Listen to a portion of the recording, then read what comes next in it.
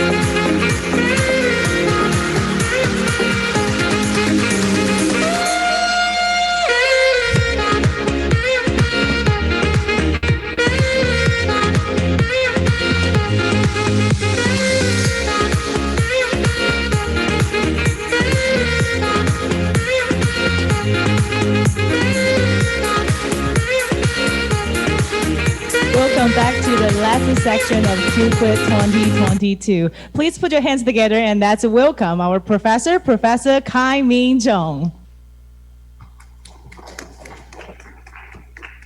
Yeah, thanks. I'm Kai Min and one of the local organizers, and I will be chairing the last session. So the last session is invited talk, and it's the only on-site invited talk.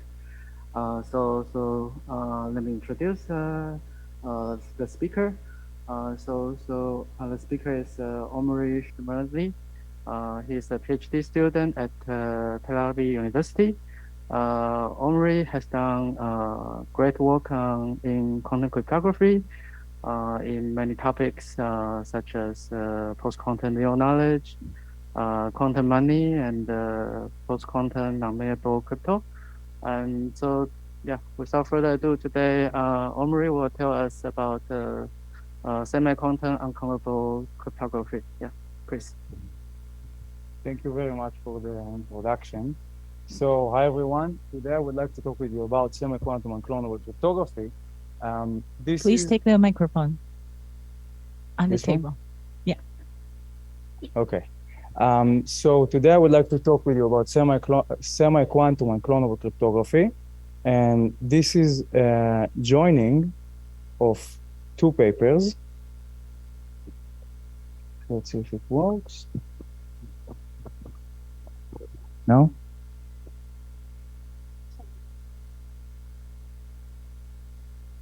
Let's see if this one works.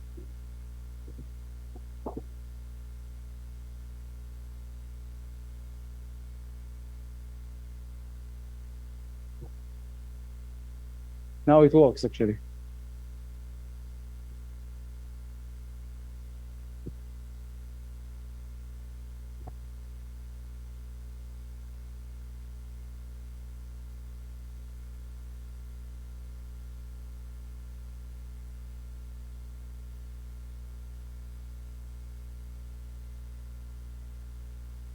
This one. Oh, I can find out. Okay, so this is a joining of two works. One is public key quantum money with the classical bank. The other one is semi-quantum token as signatures. In terms of the results that we're going to state, we're going to use both of them. In terms of the technique, we are going to use only the first one, public key quantum money with a classical bank. So the basis of this talk is public key quantum tokens, which are quantum states that have two properties. They are publicly verifiable and they are also unclonable. And sometimes we have more properties added additionally to these two basic properties. And at this point, these quantum tokens are a very central object in quantum cryptography. More formally, a quantum token scheme, it consists of two quantum algorithms. The first is the generation algorithm. The second is verification. The generation is going to sample a classical public key PK together with a quantum state psi PK. And the verification is going to take both of them and is going to try to verify the state psi using the public key. How exactly these two algorithms are going to come into play in the system? So you can think of a very, very general system consisting of a quantum sender and many quantum receivers. And the sender is going to use the generation to sample this public key together with the quantum token, and then distribute this classical part in the system because, of course, it's clonable. And a single copy of this quantum state is going to send to one of the receivers, one chosen receiver. Public verification, the first out of two properties, is going to say that these tokens can be used in the, moved in the system. Any one party can send it to another party, and the second party can verify the state using the verification algorithm. So if the verification is going to output a classical bit and a quantum token, if the state is verified successfully, then the state is going to be preserved. So we're going to, it stays reusable, and if the verification fails, we don't know what happens to the state. Like at this point, we can think of it as garbage. The second property, no cloning, which you can think of as security, is going to say that if this quantum sender is going to generate the state by the book, and then send this single copy to a quantum polynomial time malicious receiver, then this receiver is going to try to output two copies of this token, and we're going to say that with the most and negligible probability, both of them are going to be accepted. So this notion of quantum tokens, it began as quantum money from the work of Wisner about 50 years ago. It got very, very much evolved and generalized since then. For example, the original scheme of Wisner was not publicly verifiable. It was only unclonable. Public verification was added by Aronson and Cristiano in 2012. They thought about it as public key quantum money. And at this point, as I said earlier, this abstract object is very central to quantum cryptography. So what do we know in terms of constructing these objects? There are about 4 main previous work. There is a lot of previous work, but I will talk about 4. So the first one is the work that introduced public verification by Aronson and Cristiano. And they showed how to construct a public key quantum money scheme, quantum token scheme. This is equivalent definitions, using a classical oracle that we can query in superposition. So a quantumly queryable classical oracle. Later, Zandri showed that we can construct public key quantum tokens based on indistinguishability obfuscation. We're going to talk about what it is in a bit, and also assuming quantum secure injective one-way functions. These are 2 cryptographic assumptions. Later, Ben David and Satat introduced this strengthening of quantum tokens called signature tokens. We're not going to define in this talk what are signature tokens, just say that they are stronger. We think they are strictly stronger than just quantum tokens. And in the same work that they introduced it, they also constructed signature tokens with respect to an oracle, a quantumly queryable oracle. And later, finally, Coladangelo, Leo, and Zandri showed that, again, by the same assumption, in this quantum secure indistinguishability obfuscation and injective one-way functions, we can construct these signature tokens. And when we have these signature tokens, public key quantum tokens have a lot of power. These are just some of the applications that we know how to implement using, at this point, public key quantum tokens. And also, together with all of these functionalities, we know when we're using signature tokens that we can use all of the previously mentioned applications using a classical communication between all of the receivers in the system.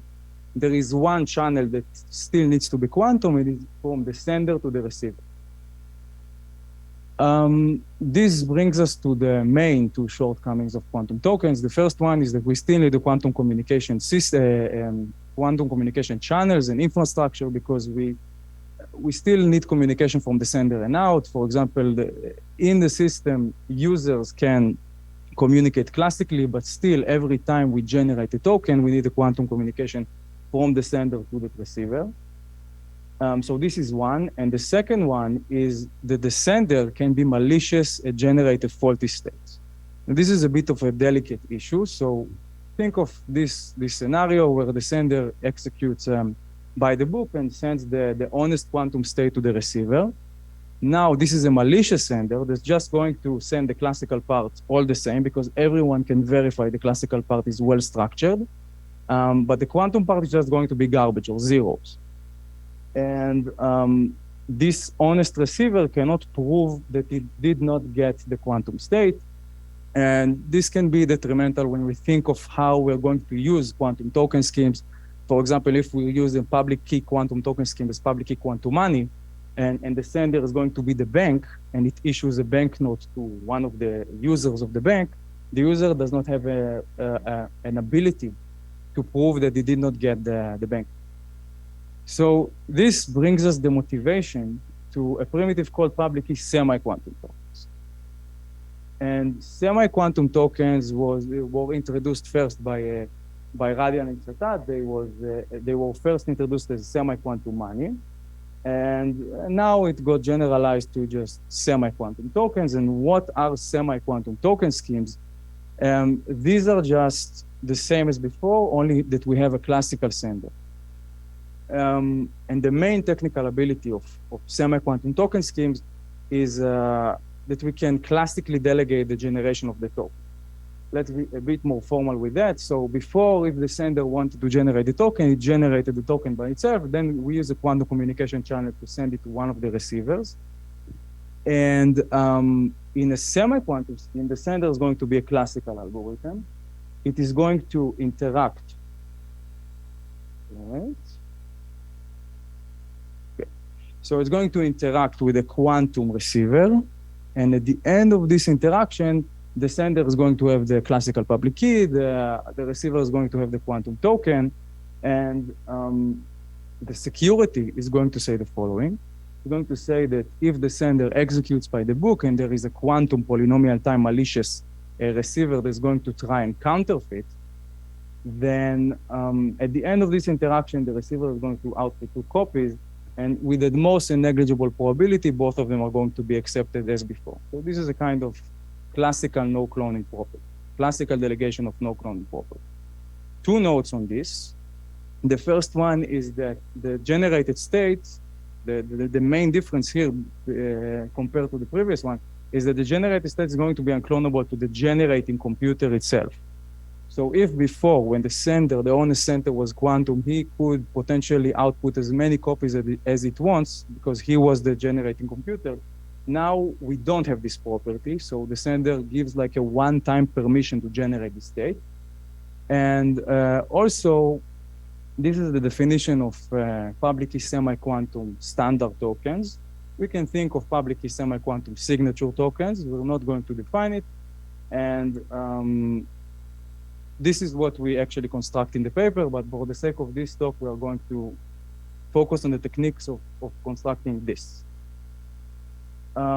So just make sure that we get both things we wanted. Classical communications, signature tokens, we know that they imply classical communications in all directions, but from the sender to the receiver, but now the sender is classical, so all communication is classical.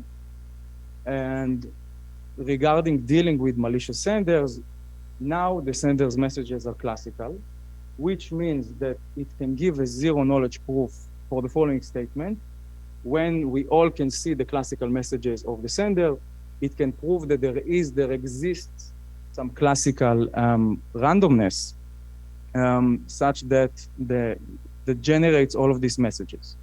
And when we know that this randomness exists, we also know that from the correctness of the scheme, that if the messages are well structured, then there is some such randomness that then the state is going to be valid and is going to be usable in the system. So in a way, the sender gives you also a receipt that you got the state. What do we know in terms of constructing semi-quantum tokens? We know how to, we actually don't know how to construct it from any assumption. So public key semi-quantum signature tokens, we don't know how to construct from any assumption. If we relax it a bit, we can construct it from a primitive called quantum lightning. And we don't know how to construct quantum lightning from any well-founded assumption.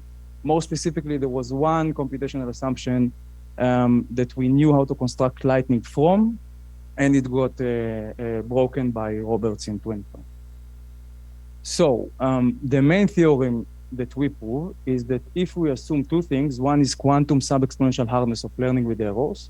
The second is quantum secure I/O indistinguishability obfuscation for classical circuits, we can construct a public key semi-quantum signature scheme. For the sake of this talk, again, public key semi-quantum token scheme. And a few words on the assumptions. So learning with errors is a very, very standard assumption in cryptography. We also believe that this computational problem is hard for sub-exponential time quantum computers.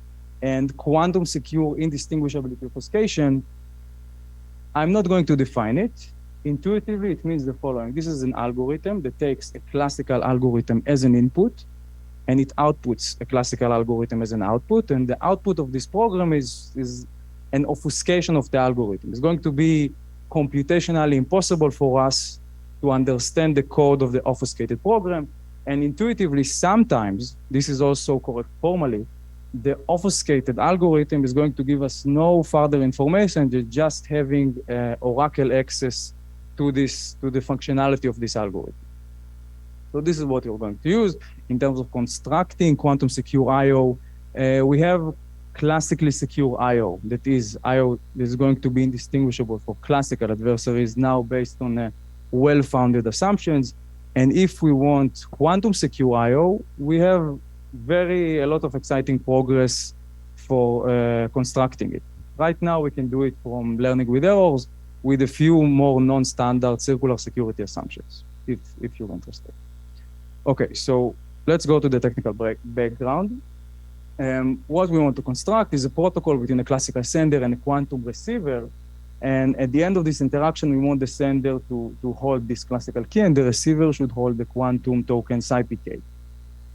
And this protocol should answer the following construction. How can a classical computer delegate to a quantum computer the generation of a quantum state that has two properties? Again, it should be unclonable to everyone in the system, and it should be publicly verifiable. Okay, so when we concentrate on this challenge, we have one previous technique. It is based on the work of Brakersky, Cristiano, Mahadev, Aziran, and Vidic. And they show that from learning with errors, we can construct a primitive called noisy trapdoor claw-free function. And from these NTCFs, Radian and Satat, in the work that they introduced these semi-quantum tokens, they show that if we have NTCFs that is based on LWE, we can delegate from a classical computer to a quantum computer the generation of a state that is unclonable, but only publicly verifiable. And we want public verification.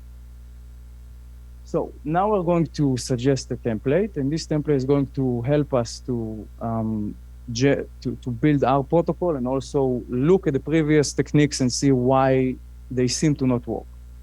The first algorithm is going to be a classical sampling algorithm. It's just chi. It samples a generation key, a public generation key, and the second one is a quantum algorithm G, and it takes this generation key GK, and it's going to output two things: a classical string beta, together with the quantum state psi beta. And the first guarantee that we want from these algorithms that if we sample GK at random by the book, then it's going to be impossible to get GK and output 2 copies of any psi beta for any beta. Okay, so how we're going to use it in a protocol, the sender is going to sample the generation key, send it to the receiver, and the receiver is going to generate a state which is now unclonable. But how do we make this state publicly verifiable? What the sender can additionally send. So usually the most general way of thinking of what the sender can send is an obfuscation of a circuit that verifies the state psi beta. And you can think of any classical piece of information that the sender can send as like it includes all of everything that the sender can send, this abstraction. But we don't have any techniques for obfuscating quantum circuits, and circuit that is going to verify the state is going to be a quantum circuit.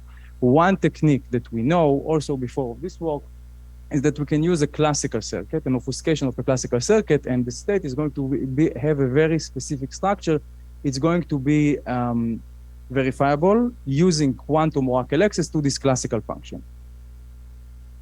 So now, in the second version, we're going to have everything the same, but Chi samples a public generation key together with the trapdoor, together with the secret key.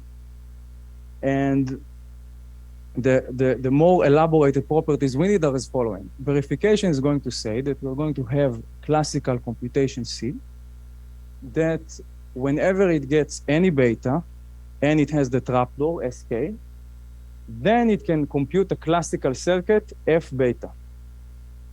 And the state is going to be structured in a way that it can be verified using quantum oracle access to this classical function.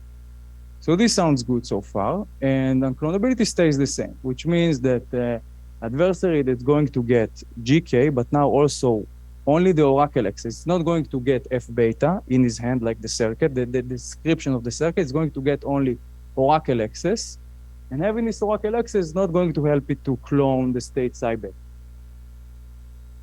How are we going to use these new properties to delegate the generation of an unclonable state? The sender is going to first sample the public key, GK, together with the trapdoor SK. It's going to send this public key. The receiver is going to take the generation key and sample this beta together with the psi beta, send back beta, and the sender is going to compute using the classical circuit F beta, and then it's going to obfuscate F beta and send the obfuscation, not F beta, the obfuscation of F beta. Now, if we assume only for a moment that this obfuscation is ideal obfuscation, which means that it gives the receiver no further information other than the oracle access to F beta, then we have everything we wanted, right? This state is going to be unclonable because we say by the definition of this template, having only GK and oracle access to F beta, you cannot clone psi beta. And also, this is security. We're going to have public verification because we said on the verification side that if we have oracle access, quantum oracle access to this classical function F beta, which we get from the obfuscation, and we can verify this state. So this is going to be the public key. The obfuscation is going to be the public key, and the quantum unclonable state, the quantum token, is going to be just psi beta. Okay, so in the paper, now looking at the previous techniques through this general template, we know that actually it fits perfectly with the previous techniques if we think of them as trying to delegate unclonable states. Also, the state that's going to be generated by NTCFs is going to be unclonable. I didn't say how, but take my word for it for now. And also verifiable, publicly verifiable using this oracle access to the obfuscated F beta. The problem is, though, that this oracle access also lets us to clone psi beta.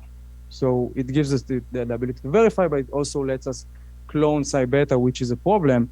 And this is why in previous techniques, we cannot send this third message, and which is exactly what allows us the verification. Okay, so this brings us to the technical overview of our work, which is unclonable state sampling.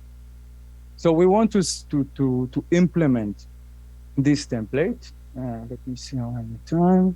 Okay. We want to implement this template, and let's ask ourselves this is all intuition right now, nothing formal. What is minimal, as in logically necessary, but expressive, as in not trivial, property that we need from these algorithms? So one possible answer to this is that beta, this classical part generated from the generator G, it should be entropy. It must contain entropy, and let me explain what must means. So we can think of everything executed honestly first, and then say, well, beta has to be entropic, and this is easy. We have endless examples of quantum algorithms that when they make a measurement and we execute them honestly as they are written beta is going to have high entropy. But now we want beta to be high entropy, even if this operation, the generation, is going to be maliciously executed. More formally, we're not going to have any control. This receiver is going to be, all that we know of it is that it's going to be a quantum polynomial time algorithm, any algorithm. It's going to get the generation key and output beta together with psi beta. And we're going to say that even if the receiver is going to try to control the value of beta, as long as it outputs beta together with this quantum part that's going to be publicly verifiable, it's not going to be able to control. Beta is going to have this uncontrollable entropy. Why do we care about uncontrollable entropy of beta, or why did we say that this seems to be a non-trivial thing, like property, but why is it necessary for the unclonability? Because let's recall, all that we want is that the state psi beta is going to be unclonable. And we are talking about the entropy of beta. So it's pretty simple to just think about it for a moment and see why. Because if we have such quantum polynomial time receiver, and the receiver can sample a beta, specific beta, like with some good probability together with the state psi beta, also both of them together with a good probability, say 1/100, then it can do so twice in this same probability squared, like 1/10,000. And this means that if we want the state to be unclonable, we have to have an entropic beta. And the meaning of this, like the short meaning of this, is that this quantum part is going to be a quantum proof for the entropy in the classical beta. And now we get to the main tool of our construction, which is hybrid quantum fully homomorphic encryption. A few words on how it was constructed by a series of works, starting from Broadbent and Jeffrey, then Dulek, Schaffner, and Spielman, and finally by the famous work of Mahadev. So what is hybrid quantum fully homomorphic encryption? Let's start with just quantum fully homomorphic encryption. A quantum fully homomorphic encryption, this is not the full definition, but this is going to be satisfactory for this talk. It's three algorithms. One classical, the encryption. We can encrypt the classical input. Decryption and evaluation are two quantum algorithms. The quantum algorithm evaluation can take a classical encryption of some classical input Y and a quantum circuit Q, and then output an encryption of Q computed on Y. Essentially, homomorphic encryption lets us compute under the encryption. So this is general quantum FHE. And hybrid FHE is going to be the same. It's going to have one more property. Any encryption of a state psi, it's going to have a quantum part, psi xz, and a classical part, which is a ciphertext. And it's going to be that the classical part is an encryption of the classical quantum one-time pads, and the state psi xz is just a quantum one-time pad of psi. Okay. I guess that everyone remember what is quantum one-time pad. Okay, so what we can do obviously a lot of things with quantum FHE, but one thing that we can do with hybrid quantum FHE is the following. We can take a classical input, encrypt it, and we know that this is the state of the encryption. The encryption obviously outputs the secret key, which we don't share. And the FHE, the hybrid FHE encryption is, again, a one-time pad of Y. and the encryption of this one-time pad. Then we can take this classical ciphertext and use the evaluation for some quantum circuit Q, and get the quantum one-time pad of Q of Y together with this classical ciphertext of the pads, and then decrypt the pads and know X and Z. So this is the main observation that lets us make everything work, is that in all of the hybrid QFHE constructions we know, this pad transition, remember that R is the pad of Y, and then XZ is the quantum pad. And in all of the constructions that we know of QFHE, this transformation from the classical pad to the quantum pad is randomized, sometimes randomized. Okay, let's be more specific with that. So if we think of this process of evaluation as executed honestly, for some quantum circuits Q, this transformation from R to XZ is going to be randomized. Let's give some examples. The first one is that if Q is a Clifford gate, we know this is going to be deterministic, which formally means that if we know what is the Clifford circuit Q, and we know what is R, we can know X and Z with like the probability 1. Another example is that if Q contains Toffoli gates, it's going to be more and more randomized. Like intuitively, the more Toffoli gates that are in Q, the circuit that we're homomorphically evaluating, the more this transformation from R to XZ is going to be randomized. Which brings us to the following question. There are two options here, really. Like, one is that our constructions are just not that good, right? There might be a hybrid QFHE scheme that we just haven't thought about yet, with a deterministic pad transition. Like this transition, this randomization, the transition doesn't seem at first glance inherent. Or there is some quantum circuit Q star that doesn't matter what, like everything that's going to answer the definition of hybrid QFHE, it's going to be impossible to control the randomization from R to XZ. Why do we care about this question? Let's say that we have such special circuit Q star that we can prove this property of unclonable paths. Then what we wanted earlier is sampling two classical keys and then giving an adversary this public key and letting him compute something that we want beta to be very entropic.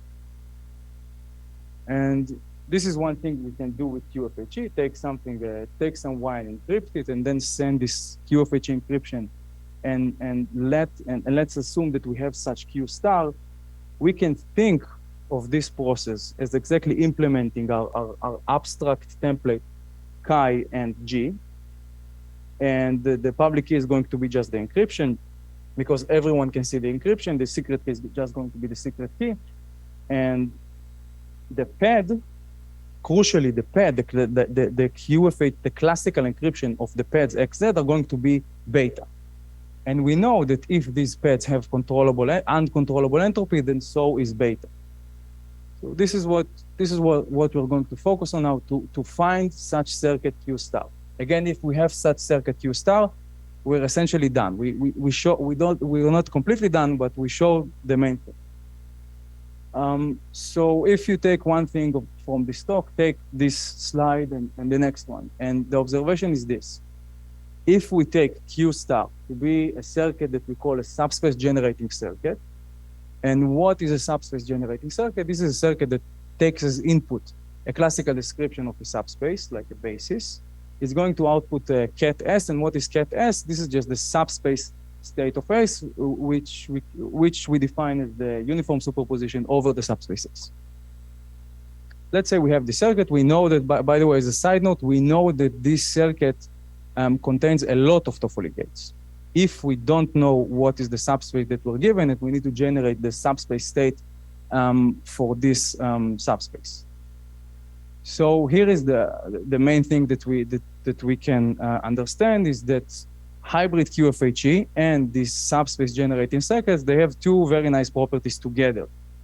The first is that if we homomorphically evaluate a subspace generating circuit, the pad is going to be uncontrollably random. So this Q star, this is a very good candidate for this Q star. And the second one, because we also care about public verification, is, okay, previously we knew how to verify subspace states using quantum oracle to classical function. But hybrid QFHE has this very nice structure that even if the state is encrypted and we cannot see what's really happening, even if it's encrypted using quantum one-time pad, then it is still going to be publicly verifiable. It's not going to, the encryption is not going to actually disturb the true structure of the state. And, okay. So let's prove that the homomorphic evaluation of subspace generating circuits really generates unclonable states. So let's say that we sample a random subspace of dimension n/2, and then we encrypt this classical description of the subspace, and we're going to say that getting this encryption is not going it's going to be impossible to output 2 times the encrypted part, the quantum encrypted part. So here is our informal lemma. Let's say that we sample S in random, and S is going to be of dimension n/2. And we're going to give a quantum polynomial time adversary, this classical QFHE encryption of the basis of S. Then it's going to be computationally impossible to output twice the quantum part of the encryption. Okay, so let's assume without contradiction that we have such adversary. And it's going to output 2 copies, and just to make sure that we are reduction in the right track. So S is of dimension n/2, which means that the entire set, S as a set is going to catch a very small fraction of the entire space of all classical n-bit string. So finding a non-trivial vector, a non-zero vector inside S is going to be computationally hard by the security of the QFHE, right? The QFHE should hide the classical description of S. So if we find such vector, our reduction should succeed, because we use this adversary having 2 copies to break the security of the QFHE. So how do we do it? The first step is that we have 2 copies. We measure the first copy and get V plus X, right? And V is going to be in S. Now we're going, now we're going to take this V plus X and add it to the other superposition. Let's see how it's going to look. We have this circuit is just going to add V plus X to the state, to the encrypted state, the encrypted subspace of S. And what's going to happen is that the X's are going to cancel out, right? Now we have V added to a uniform superposition over S. And because V is in S, we know that on the one hand, the X's, they cancel out. But this V, when you add it to the subspace state, it does not going to disturb the state. So effectively, we use this V plus X as a decryption key for the other state. And now that we have this state, well, our phase is still encrypted, but we can just measure this. We decrypted the X part. We can just measure this and get a non-zero vector with almost probability 1. Okay, so we show the first property. How do we make this publicly verifiable? This state that we generated here. And we know that it's unclonable at this point. So as I said earlier, we know from previous work how to verify the subspace state of S, having only quantum oracle access to the membership in S and also the membership in S pair, the dual of S. But we want to verify the encrypted SXZ. So this is a very easy observation to see that by the exact same techniques, we can verify the quantum one-time pad encryption of S if we have this S plus X membership in the coset S plus X and membership in the coset of the dual S pair plus Z. And even though X and Z, they distribute randomly, the QFHE, the structure that we have a classical part is going to make it possible to know XZ, because he can send the classical encryption of the X and Z, and we can know it as the sender. And this is how it's going to look. After having this classical part, is going to send the classical encryption of X and Z. The sender is going to decrypt these and then send obfuscations for the membership circuits. And this should be verified. Now, a few more words on the security, because we did not really prove security. What we want to show is that this is secure. What we actually showed is that it's essentially secure given only the first message. We show that if the receiver, any quantum polynomial time receiver, is going to take the first message, it's going to be impossible, computationally impossible, to output 2 copies of any of S, the quantum one-time encryption of S. What we need to show is that this is computationally hard, given also the third message. And if we want to use the same reduction, we want to reduce from breaking the clonability of our scheme to breaking the QFHE, then we cannot use the QFHE secret key escape, of course. This is the security game that we're playing is against the QFHE, so obviously we cannot have the secret key of the QFHE. And when we try to prove the security of this, we actually are using the secret key when we are sending the third message. And for this reduction to work, we need to send something that is indistinguishable from this, but without using escape. And then show that this is computationally hard. And as a final note in the paper, we show a new complexity leveraging technique that lets us simulate these obfuscations without knowing the QFHE secret key. So thank you very much. That's it.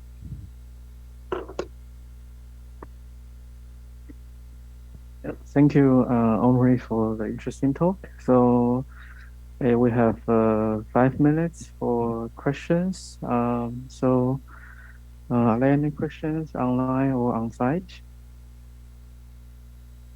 Okay, here's a question online. Yeah, so there's a question online by Hai Guang Lu. So he asked, in your security model, do you allow the sender to collude with the verifiers?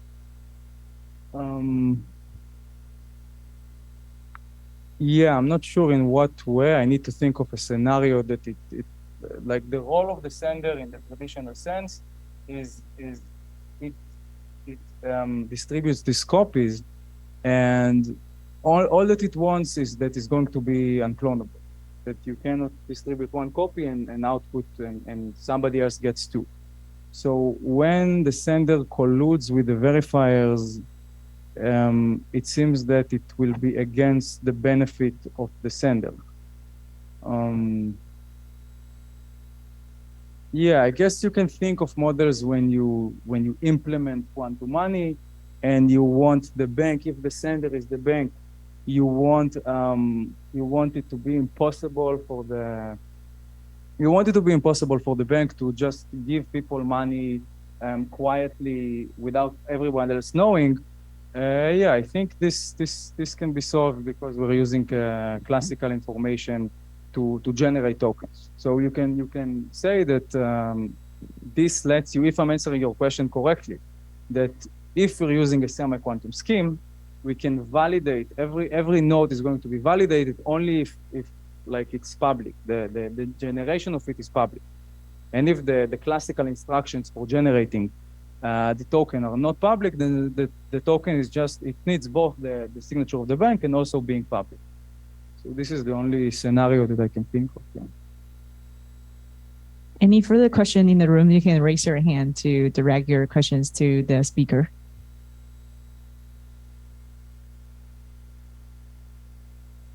Yeah. So maybe let me try to ask maybe a super high level question. So, yeah. So actually, based on your title, so we see a lot of recent development on unclonable quantum crypto for many primitives, and so here you talk about the semi-quantum version for quantum money for tokens, and There are the unclonable quantum crypto primitives where it makes sense to talk about the semi-quantum version. Is it also Yeah, desirable? I guess it makes sense because if we it all depends on how you define unclonable cryptography. I don't think there's a widely accepted definition. I think of it as cryptography that is it has to be based on quantum unclonable states. I think of it as also based on states that are also publicly verifiable, because at this point we have many constructions of things that we know how to do with because some parts of using states that are only unclonable, it relates to pseudo-random states and stuff that I'm not like in my mind, it's not that connected. And then when you think of these states, you can think of one way to generate them honestly quantumly, and you can always think that you have a semi-quantum version where you can delegate the generation of the state. I guess you can also think of states that are not necessarily publicly verifiable.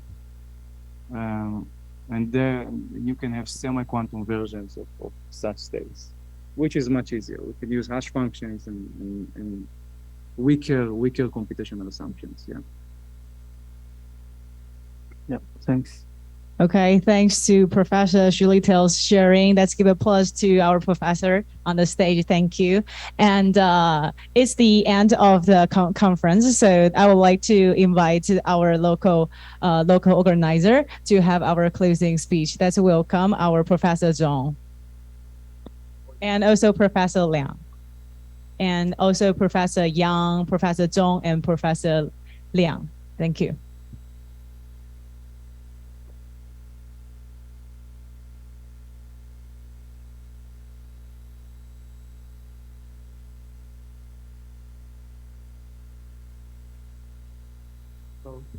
Before Boeing give a final closing remark, maybe let's use this time to thank not only Omri again, but also all the speakers of the whole QCrypt.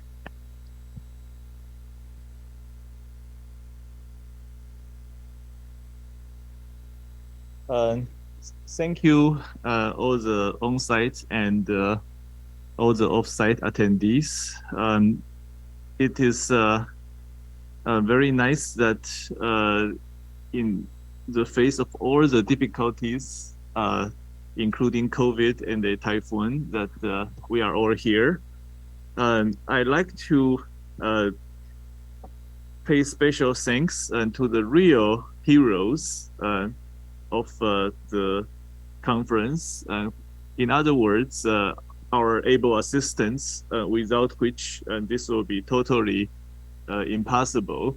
I mean, of course, everybody knew that it's the assistants that really matter. Okay, can we get Miss Cheo Chen to come over? Mr. Cheo Chen? Miss. Okay, we are calling her to come in the room to join our closing ceremony.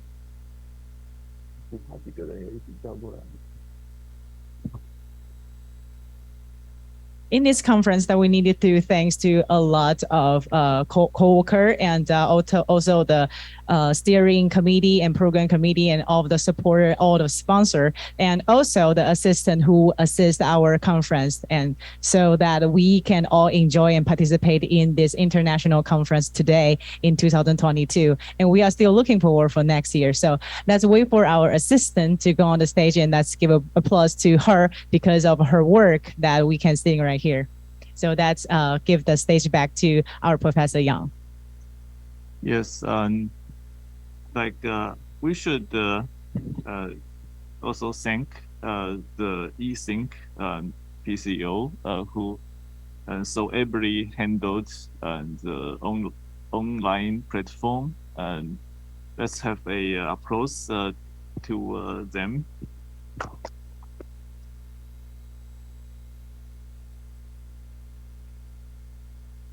Let's see what happens to Kaimin.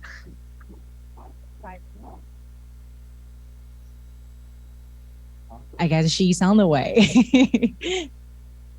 So for before we proceed, let's thank all our foreign attendees who braved the quarantine to show up here.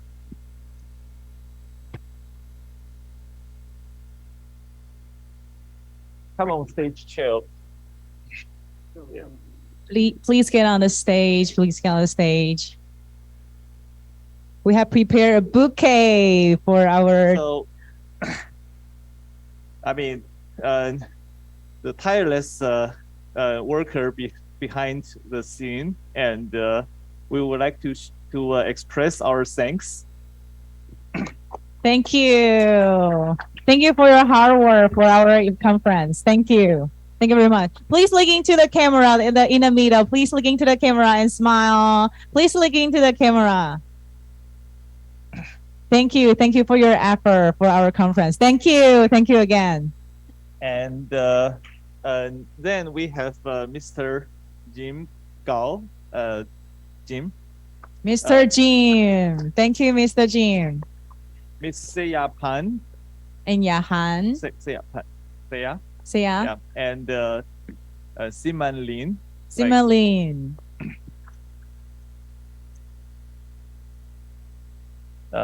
Yeah, so without which this will be impossible. So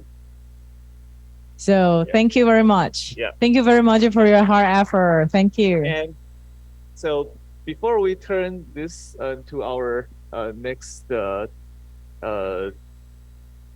local organizers, and we should take this time to thank our sponsors. Okay, and I would like to ask the staff have returned to their seat. Thank you for your effort. Yeah. Thank you again, and also our sponsors. Yes, I mean the gold sponsors and Foxconn and the National Science and Technology Council, and the Taipei Bureau of Information and Tourism, and Tech. TWCA, CQT, and the Joint Center for Quantum Information and Computer Science. So let's thank them again for all their help. Thank you. Okay, so Oli, it's now your mic, and let's welcome the next General Chair, Oli Slattery. Let's welcome. Hello, everybody in Taipei. Can you hear me? Yeah, we can hear you. Great. Thank you. And I'm going to now just try to share my screen. Hopefully this will work okay. I'm working from a single screen, so hopefully it's not a problem. So my name is Oli Slattery. I am happy to announce, as has already been announced, that QCrypt 2023 will be located at the University of Maryland in College Park. That's in the USA, and it will be happening from August 14th to August 18th next year. The QCrypt 2023 is a joint organization between the Quicks Center at University of Maryland, which is a part of Unimax at the University of Maryland, and the Information Technology Laboratory at NIST, which is in Gaithersburg, Maryland. I am joined within the local organization committee by Gorian Alagic, who you all know, and Tom Venteses, who is also from the University of Maryland. So I'd just like to take a few moments to introduce, the setting and the location, and some very preliminary details about the plan for next year. So the location is at the University of Maryland. It's an open, very expansive campus just north of Washington, D.C. It has a student population of about more than 41,000 students. But of course, because the conference QCrypt 2023 will be in middle of August, most of those students will not be around, but it will still be a very nice atmosphere. And we're looking forward to hosting you there. The proposed venue and the preferred venue and the venue we expect to use is a very beautiful Brendan Irib Center. It's a state-of-the-art conference center. It holds about, there's a main auditorium in there that holds 300 people. So a really perfect size for the type of QCrypt conference we're envisioning. And there is overflow associated within that building also, and some other really nice facilities, including a very open lobby perfect for socializing and for poster presentations. So we're very excited about that. And there's also a really nice rooftop, which gives you a great view of the campus and a great view of the surrounding areas. For the essential details, the University of Maryland is very centrally located.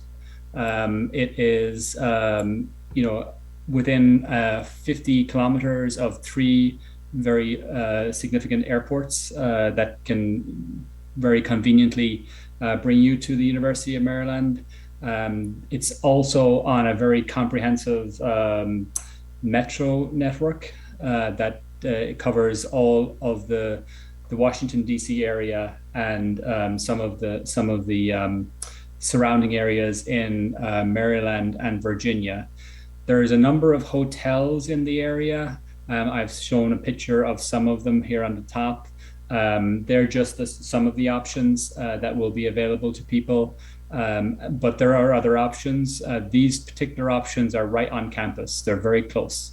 So that's very convenient, but there are other options that are slightly off campus. In fact, there also is the possibility of maybe student accommodation, which we will be looking into, which can give another option, maybe a more economical option for some of our visitors. And again, it's a very well serviced in terms of a bus and train network. For those of you who are not familiar with the Washington region, or the whole Maryland, Virginia, and Washington region, it's really a beautiful hub of culture, history, and architecture that is just a joy to visit. Obviously, in Washington, D.C. itself, there are many, many beautiful museums, many beautiful monuments, and for the most part, they're all free. So it's a really great place to visit. If you want to go a little bit further afield, there's the beautiful town of Annapolis on the Chesapeake Bay.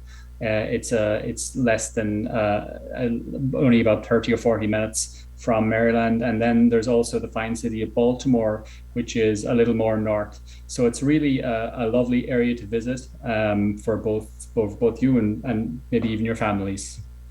And of course, when you have such a rich area of culture and history and architecture, then the options that we have for maybe an excursion during the week of the conference covers, we have a lot of options, and we're going to explore all those options to see what we can put together for you guys, including, tours of the cities, the museums, and so on, but also we're considering, of course, more scientific types of excursions, such as to the Air and Space Museum, which is a wonderful facility, or maybe to NIST, to visit some of the NIST labs or the other UMD labs or some of the other agency labs in the region. So here are the details, a little summary of the details. QCrypt 2023 will be from the 14th to the 18th of August in 2023. It will be located at the fantastic Brendan Irib Center. It's tentative, but it's our preferred and our targeted location, and we're in discussions with the college at the moment for that. coming soon will be the website for QCrypt 2023, which will provide some important dates, some registration details, hotel information, travel information, schedules, list of speakers, all the things that you know the local organization committee provided on their website, which was great. And also, while it is our absolute and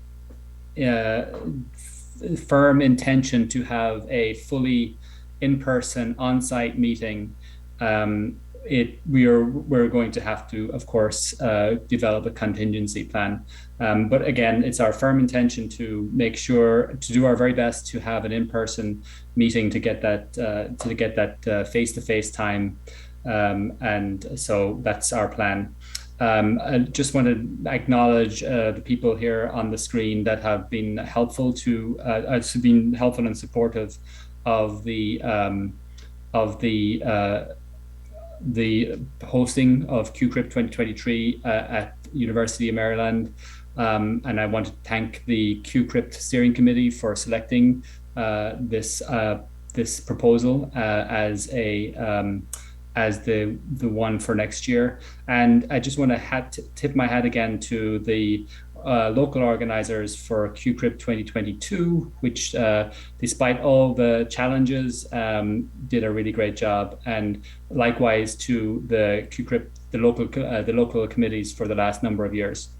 So thank you very much. We look forward to seeing you next year in August, mid-August, in the University of Maryland. Thank you very much. Thank you. Thank you very much. Thanks, the host next year.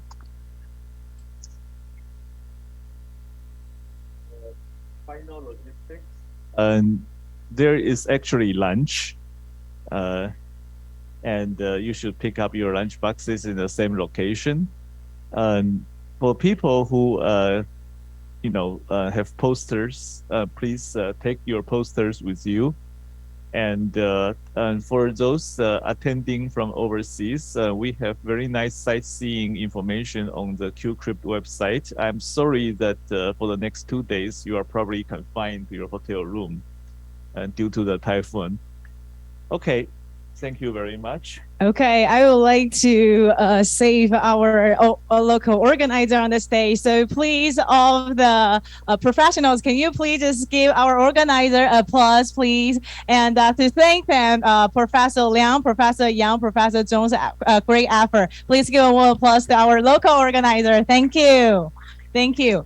And also, thanks for your participation in QCrypt 2022, the International Conference on Quantum Cryptography 2022 is successfully completed. Again, thanks to all of the sponsors and all of the supporters who support our conference this year. And we are really looking forward to seeing you next year in Maryland. So have a wonderful day. Thank you. See you next year.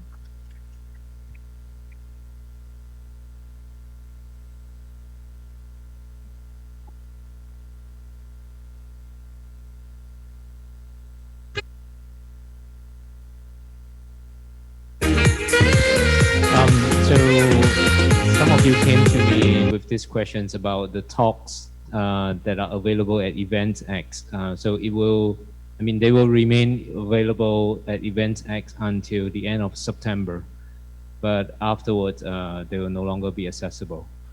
But in any case, if the talks, if the speakers have given us the permission to upload that to YouTube, then we'll be doing that soon, next week, I guess.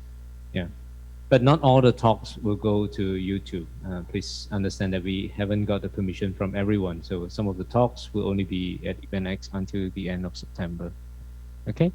So I hope you enjoy the rest of the lunch. And for those of you who came all the way from outside Taiwan, thanks a lot again for making the effort to come here despite the quarantine rules and all this, despite this tension that you might see from a distance. Anyway, so thanks very much for coming, and that's it. Thanks very much. Thank you. Thanks, Professor Liang. And don't forget that our lunchbox is on the fourth floor of this building. So you please feel free to get your lunchbox before you leave. Thanks to all the participants who participated in this conference this year. Let's see you next year in Maliland. Thank you.